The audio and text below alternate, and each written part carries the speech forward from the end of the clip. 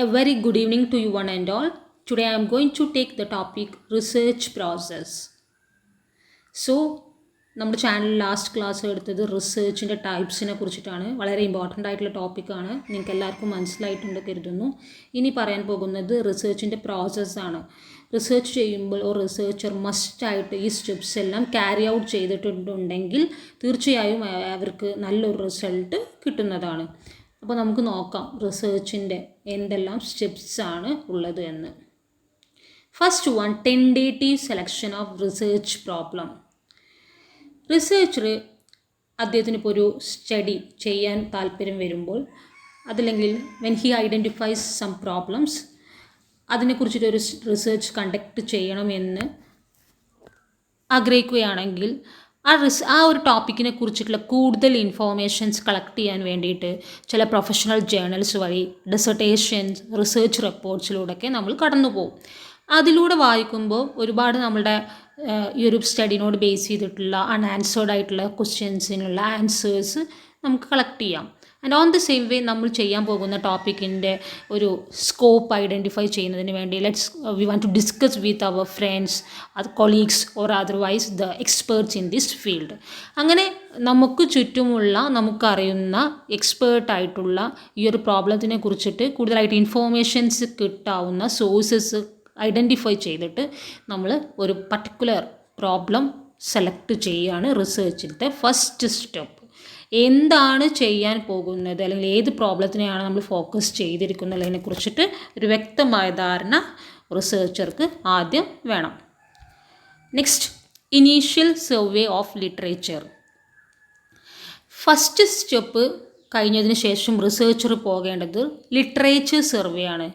Literature survey മെയിനായിട്ട് രണ്ട് തരത്തിൽ നടത്തും. ഒന്ന് കൺസെപ്ച്വൽ ലിറ്ററേച്ചറാണ്, relating to concepts and theories. നമ്മളുടെ സ്റ്റഡീൻ്റെ ബേസ് ചെയ്ത് വരുന്നിട്ടുള്ള കോൺസെപ്റ്റ്സുകൾ തിയറീസ് മനസ്സിലാക്കുന്നതിന് വേണ്ടിയിട്ടുള്ള ഒരു കോൺസെപ്ച്വൽ ലിറ്ററേച്ചർ കണ്ടക്ട് ചെയ്യും. ദെൻ എംപിരിക്കൽസ് ലിറ്ററേച്ചറാണ്. എംപിരിക്കൽ ലിറ്ററേച്ചർ പറഞ്ഞിട്ടുണ്ടെങ്കിൽ ഈ ഒരു ടോപ്പിക്കിനെ പ്രാക്ടിക്കലായിട്ട് ചെയ്തിട്ടുള്ള which are similar to the study, നമ്മൾ ചെയ്യാൻ പോകുന്ന സ്റ്റഡിനോട് സാമ്യത ഉള്ള മുൻപ് ആരെങ്കിലും ചെയ്തിട്ടുള്ള സ്റ്റഡീസിൻ്റെ ലിറ്ററേച്ചർ സർവേ ആണ് നമ്മൾ നടത്തുക. സോ ഒരുപാട് ബുക്സിലൂടെ ജേർണൽസിലൂടെ മുൻപ് ചെയ്തിട്ടുള്ള റിസർച്ച് വർക്കിലൂടെ നമ്മൾ പോകുമ്പോൾ കൂടുതൽ ഐഡിയ നമുക്ക് കിട്ടും. Next one, finalisation or selection of research problem. എന്നിട്ട് നമ്മളുടെ ഒരു പ്രോബ്ലം നമ്മൾ എന്ത് ചെയ്യാണ്, നമ്മൾ ചെയ്യാൻ പോകുന്ന റിസർച്ച് സ്റ്റഡി ഫൈനലൈസ് ചെയ്യുകയാണ് and should be put into a specific terms. Next one, formulation of a problem. എങ്ങനെയൊക്കെയാണ് നമ്മളുടെ പ്രോബ്ലത്തിനെ ഒന്ന് ഫോർമുലേറ്റ് ചെയ്യുക എന്നുള്ളതാണ്. ആദ്യം ഒരു specific title for study develop ചെയ്യണം. ആ ഒരു ടൈറ്റിൽ കാണുമ്പോൾ തന്നെ ആളുകൾക്ക് ഒരു വ്യൂ പോയിന്റ് വരും. എങ്ങനെ ഈ ഒരു സ്റ്റഡി ഇതിൻ്റെ ബേസ് ചെയ്തിട്ടാണ് എന്നുള്ളത് ടൈറ്റിൽ നിന്ന് തന്നെ നമുക്ക് മനസ്സിലാവണം. ദെൻ അതിനെക്കുറിച്ചുള്ള തിയറീസൊക്കെ മനസ്സിലാക്കാൻ വേണ്ടി ഒരു കൺസെപ്ച്വൽ മോഡൽ ക്രിയേറ്റ് ചെയ്യുക. ദെൻ അതിൻ്റെ വേരിയബിൾസ് പ്രോപ്പർട്ടീസ് ഒക്കെ ഐഡൻറ്റിഫൈ ചെയ്യുക. ഒന്നുകൂടി ഒരു ലിറ്ററേച്ചർ സർവേ എക്സ്റ്റെൻറ്റീവായിട്ട് ഇതിൽ നടത്തുക. എക്സ്റ്റെൻസീവ് ലിറ്ററേച്ചർ ജസ്റ്റ് ഒരു വായന മാത്രമല്ല, ഏതൊക്കെ ഏരിയാസ് കൂടുതൽ ഫോക്കസ് ചെയ്യണം, അതല്ലെങ്കിൽ എവിടെയൊക്കെ സ്പെസിഫിക് പർപ്പസിലേക്ക് നമ്മളെ ഡയറക്റ്റ് ചെയ്യാൻ നമ്മളെ എക്സ്റ്റെൻസീവ് സർവേ ഓഫ് ലിറ്ററേച്ചർ സഹായിക്കും. അതുവഴി നമ്മുടെ പ്രോബ്ലത്തിനെ ഫോർമുലേറ്റ് ചെയ്യുക. Next one, setting investigative questions. നിങ്ങൾക്കറിയാം, നിങ്ങളുടെ ഒരു സ്റ്റഡി പ്രോബ്ലം ഐഡൻറ്റിഫൈ ചെയ്തു, ആ പ്രോബ്ലത്തിന് നിങ്ങളൊരു സ്റ്റഡിക്ക് വേണ്ടി ഒരു ടൈറ്റിൽ കണ്ടക്ട് ചെയ്തു, പിന്നെ ഒബ്ജക്റ്റീവ്സ് സെറ്റ് ചെയ്യുമ്പോൾ അതിനോട് ബേസ് ചെയ്തിട്ടുള്ള ഇൻവെസ്റ്റിഗേറ്റീവ് ക്വസ്റ്റ്യൻസും തയ്യാറാക്കുക. നിങ്ങൾക്കൊരു ലക്ഷ്യത്തിലേക്ക് എത്തുമ്പോൾ ആ ലക്ഷ്യത്തിലേക്കുള്ള ഉത്തരങ്ങൾക്കായിട്ടുള്ള ചോദ്യങ്ങളെ നിങ്ങൾ വളരെ നന്നായിട്ട് ക്രിയേറ്റ് ചെയ്യുക. കാരണം ആ ചോദ്യങ്ങളിൽ നിന്ന് കിട്ടുന്ന ഉത്തരങ്ങളാണ് നിങ്ങളുടെ ഒബ്ജക്റ്റീവ്സിനെ എത്താൻ നിങ്ങളെ സഹായിക്കുക. സോ ആ ഒരു ക്വസ്റ്റ്യൻസ് പ്രിപ്പയർ ചെയ്യുമ്പോൾ എല്ലാ മേജർ ഒബ്ജക്റ്റീവ്സിനുള്ള സബ് ക്വസ്റ്റ്യൻസും പ്രിപ്പയർ ചെയ്യുക.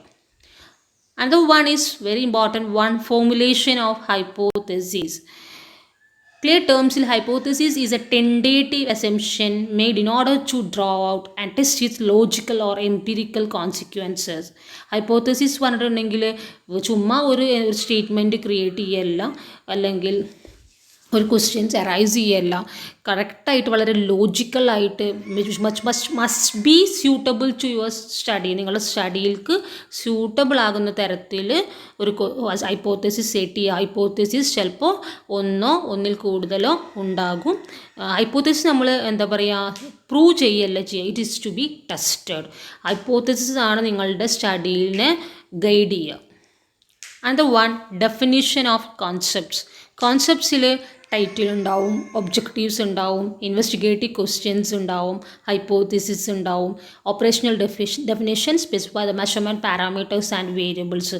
നിങ്ങളുടെ സ്റ്റഡിയിൽ എന്തൊക്കെ പാരാമീറ്റേഴ്സ് ഇൻക്ലൂഡ് ചെയ്യണം, നിങ്ങളുടെ വേരിയബിൾസ് സ്റ്റഡിയിൽ ഇൻക്ലൂഡ് ചെയ്യേണ്ട വേരിയബിൾസ് ഏതൊക്കെയാണ് എന്നുള്ളതിനെ കുറിച്ചിട്ട് വ്യക്തമായ ധാരണ കോൺസെപ്റ്റ്സ് ഡിഫൈൻ ചെയ്യാം. Another point is preparation of research design. Researchers will have to state the conceptual structure within which the research should be conducted. It is the research design. നമ്മളുടെ സ്റ്റഡീൻ്റെ ഒരു blue print ആണ് എന്ത്, research design.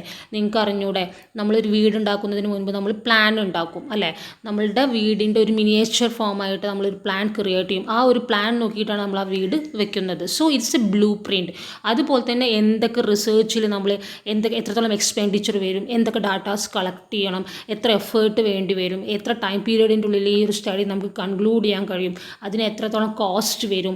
അങ്ങനെ റിസർച്ചിനെ സംബന്ധിച്ചിടത്തുള്ള എല്ലാതും, ഏതൊക്കെ tools ഉപയോഗിക്കണം, എങ്ങനെയായിരിക്കണം നമ്മളുടെ റിസർച്ചിൻ്റെ പർപ്പസ്, എക്സ്പ്ലറേറ്റീവ് റിസർച്ച് ആണോ കണ്ടക്ട് ചെയ്യുക, ഡിസ്ക്രിപ്ഷൻ ആണോ, അത് ഡിസ്ക്രിപ്റ്റീവ് റിസർച്ച് ആണോ, അതർവൈസ് ഡയഗ്നോസിസ് ചെയ്തിട്ടാണോ, അല്ലെങ്കിൽ വല്ല എക്സ്പെരിമെൻറ്റ് കണ്ടക്ട് ചെയ്യണോ. സോ എന്താണ് അതിൻ്റെ ഒരു overall whatever we are going to do in future, അതിൻ്റെ ഒരു മിനിയേച്ചർ ഫോമിൽ ഒരു ബ്ലൂ പ്രിൻ്റ് ഓഫ് ദ സ്റ്റഡിയാണ് റിസർച്ച് ഡിസൈനിലൂടെ നമ്മൾ കണക്കാക്കുന്നത്. So you want to prepare a research design. And the one is determination of sample design.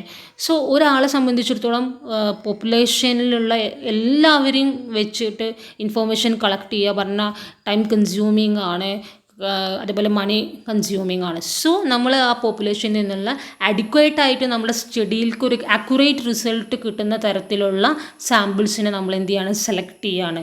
So sample ഡിസൈനിൽ ഒരു ഡെഫിനറ്റ് പ്ലാൻ ഉണ്ടാവും, എങ്ങനെയാണ് ഡാറ്റ കളക്ട് ചെയ്യേണ്ടത്, അല്ലെങ്കിൽ ഏത് ബേസ് ചെയ്തിട്ട് സാമ്പിൾസിൽ നിന്ന് എങ്ങനെ പോപ്പുലേഷനിൽ നിന്ന് സാമ്പിൾ ടേക്ക് ചെയ്യണം. നമ്മളിപ്പോൾ ലാസ്റ്റ് ക്ലാസ്സിൽ ഡിഫറെൻറ്റ് ടൈപ്സ് ഓഫ് സാമ്പിളിങ്സ് പഠിച്ചു. ആ ഡിഫറെൻറ്റ് ടൈപ്സ് ഓഫ് സാമ്പിളിങ്സിൽ എങ്ങനെയാണ് പോപ്പുലേഷനിൽ നിന്ന് ഏതൊക്കെ ബേസ് ചെയ്തിട്ടാണ് സാമ്പിൾസ് കളക്ട് ചെയ്യുക എന്ന് മനസ്സിലാക്കി.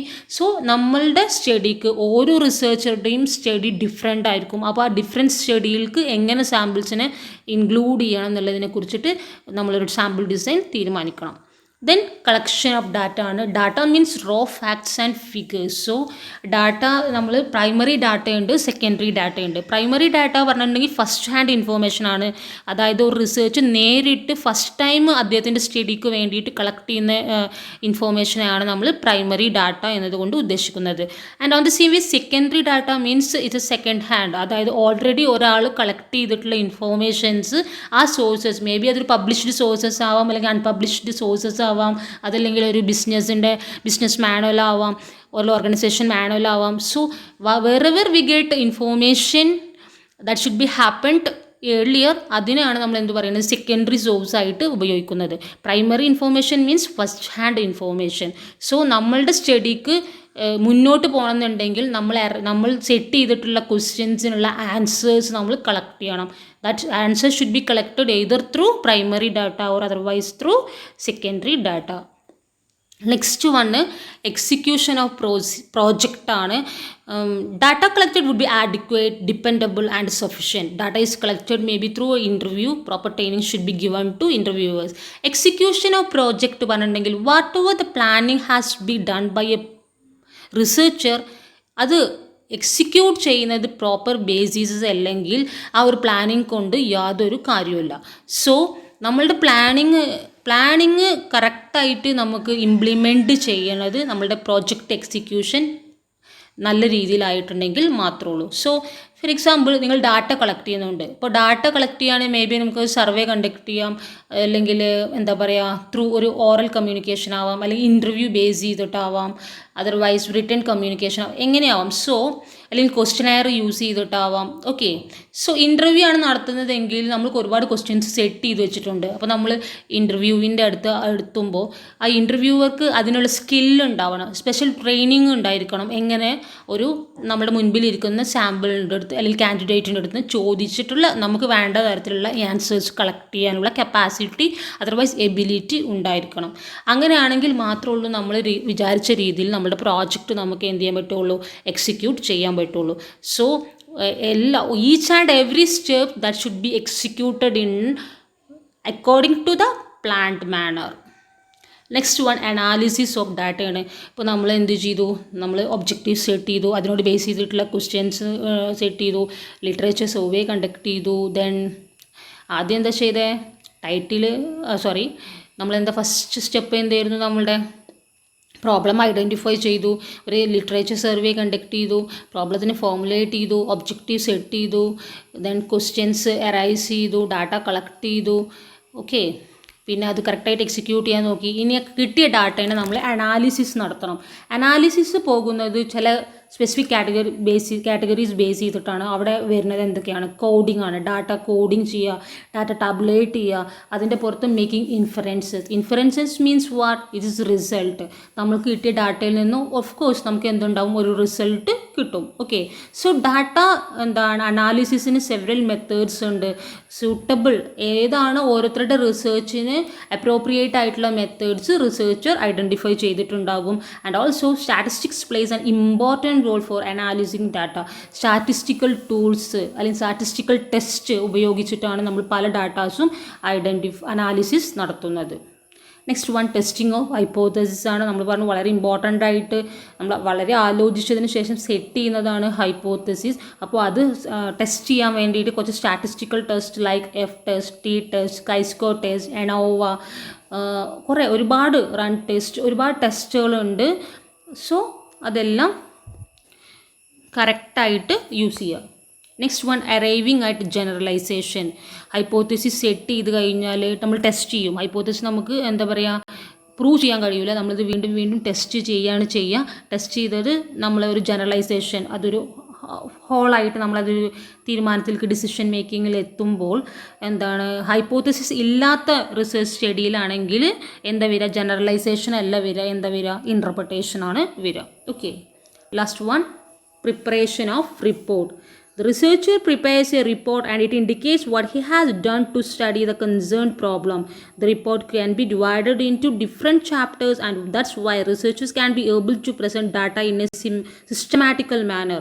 റിപ്പോർട്ടിൽ മെയിനായിട്ട് 3 എണ്ണമാണ് വരുന്നത്, 3 ഭാഗങ്ങൾ: preliminary pages, text of theses, end matter.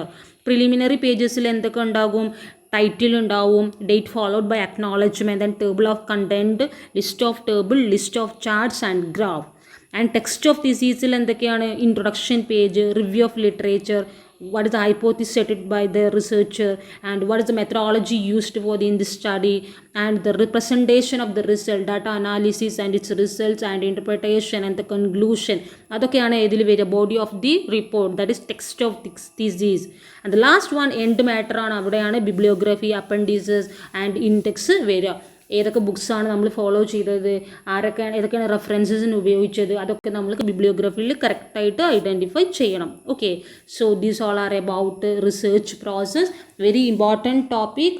So many steps are here. നല്ലോണം മനസ്സിലാക്കേണ്ട ഒരു ടോപ്പിക്കാണിത്.